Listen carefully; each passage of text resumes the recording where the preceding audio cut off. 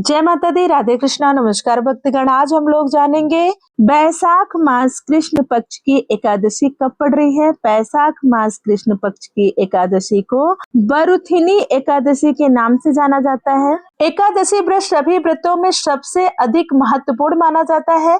एकादशी का नियमित व्रत रखने से मन की चंचलता समाप्त होती है और धन आरोग्य की प्राप्ति होती है। बरुथिनी एकादशी पर जगत के पालनहार भगवान श्री हरि विष्णु संग माँ लक्ष्मी की पूजा आराधना की जाती है। एकादशी का व्रत करने से साधक को आरोग्य जीवन का वरदान मिलता है, साथ ही घर में सुख समृद्धि एवं शांति आती है।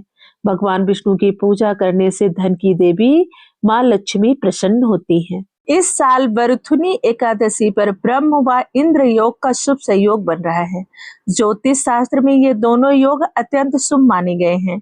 एकादशी व्रत भगवान विष्णु को समर्पित है।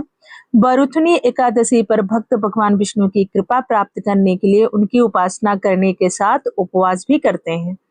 मान्यता है कि इन दिनों चीजों का दान करने से श्री हरि भगवान विष्णु प्रसन्न होते हैं। बरुथिनी एकादशी का व्रत 24 अप्रैल 2025 दिन गुरुवार को रखा जाएगा। बरुथिनी एकादशी तिथि की शुरुआत हो रही है 23 अप्रैल 2025 दिन बुधवार को शाम 4:43 से।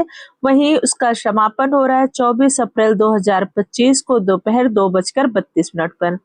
ऐसे में उदय तिथि के अनुसार 24 अप्रैल 2025 दिन गुरुवार को बरुथिनी एकादशी का व्रत रखा जाएगा। पारण का शुभ समय होगा 25 अप्रैल 2025 को सुबह 5:46 से 8:23 तक।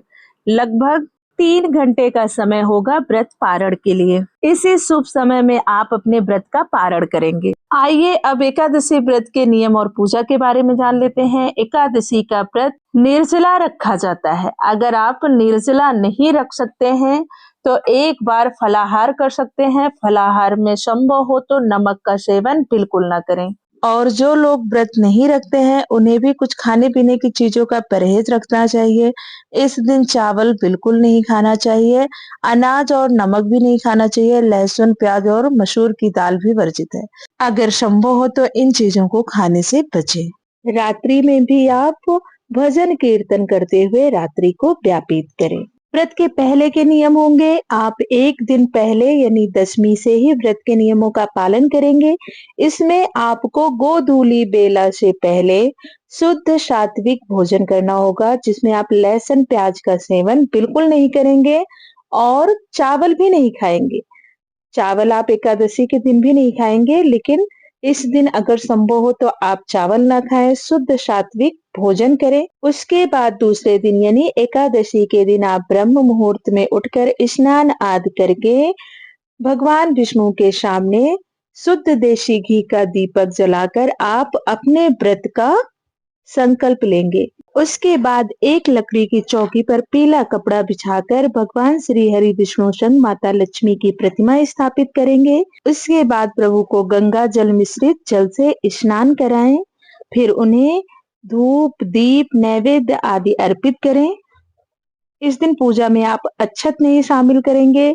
भगवान विष्णु की पूजा में तुलसी दल अवश्य होना चाहिए, लेकिन आप इस बात का विशेष ध्यान रखें कि आप एकादशी के दिन तुलसी न तोड़े, एक दिन पहले तोड़ लें। अगर एक दिन पहले रविवार पड़ रहा है तो आप नीचे गिरी हुई तुलसी के पत्तों का प्रयोग भगवान की पूजा में कर सकते हैं। आप भगवान को तुलसी दल चढ़ाएं, उनके चरणामृत में तुलसी दल को अवश्य शामिल करें। इसके बाद आप विधिवत भगवान की पूजा करें। पूजा के बाद आप विष्णु सहस्त्रनामा, विष्णु चालीसा का पाठ करें, व्रत कथा का श्रवण करें। उसके बाद भगवान विष्णु, माता लक्ष्मी की आरती करें। आरती के बाद चढ़ाए गए प्रसाद को सब में वितरण करके स्वयं भी ग्रहण करें।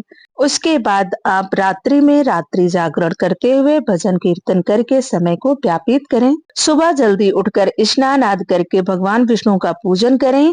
उसके बाद शुभ मुहूर्त को देखकर अपने व्रत का पारण करें।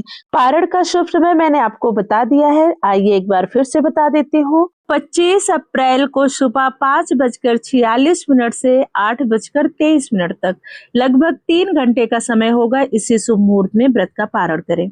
आइए अब पारण विधि जान लेते हैं। एकादशी के दूसरे दिन यानी द्वादशी के दिन उठें, स्नान आदि करके भगवान विष्णु का पूजन करें, सूर्य देव को जल अर्पित करें।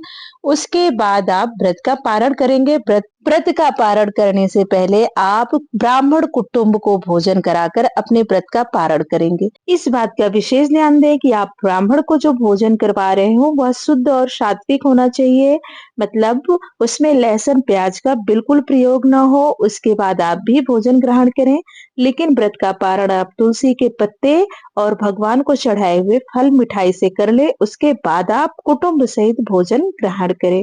अब बहुत लोग कहते हैं कि हमारे पास ब्राह्मण को भोजन कराने की सामर्थ्य नहीं है, तो आप थोड़ा सा अनाज निकालकर उसमें दक्षिणा रखकर ब्राह्मण दंपत को दे सकते हैं, या फिर किसी मंदिर में दान अवश्य कर दें। उसके बाद ही व्रत का पारण करें।